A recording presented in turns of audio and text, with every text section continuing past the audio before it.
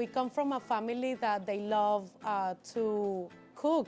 Like, I remember all our memories being around our grandmother's table and like eating the most delicious traditional food. The day that my dad got laid off from Bernie Coffee Bar, that I remember coming home and telling him that we should open a food business.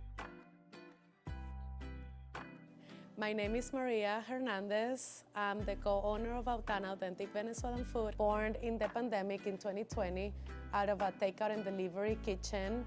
And we aim to serve our family recipes and recreate our culture while educating our guests about Venezuela and our Latin cuisine.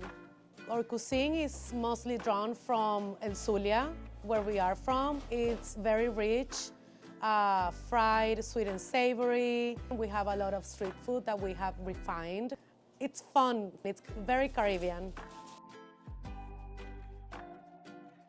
I remember in the pandemic we got unemployment, so I took all that money that I saved from unemployment and opened the restaurant. People offered to lend us this kitchen to start the business, and then we grew from it. For me, the purpose has always been to showcase our culture. So why don't I do something like super nice that people like will come in and feel at home, no matter if we have a dining place or not. Working with family is not easy, but we are the only ones who understand what we want in our vision. So we rely into each other to make this business a success as it is, right? It was very organic. We don't have like a background in hospitality, but you want to make people feel comfortable. I want people to leave our place or our experiences with something from the culture, and I ate really delicious food.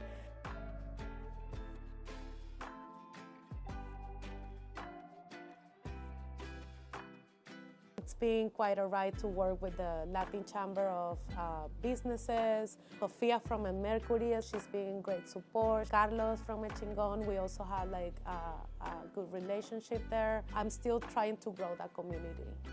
The most proud I am is the Inquirer review from Craig Lavan, because it's like, okay, we're doing what we're supposed to be doing here, showcasing the culture and bringing attention to Venezuelan cuisine.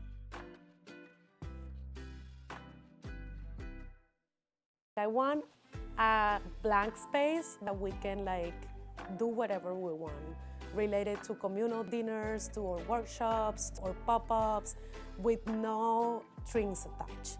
Thankfully, Philly and like the community I am in the mainline, everyone wants to help each other. Where I get my most support is from other women fellow business owners. There's a lot of diversity in the city.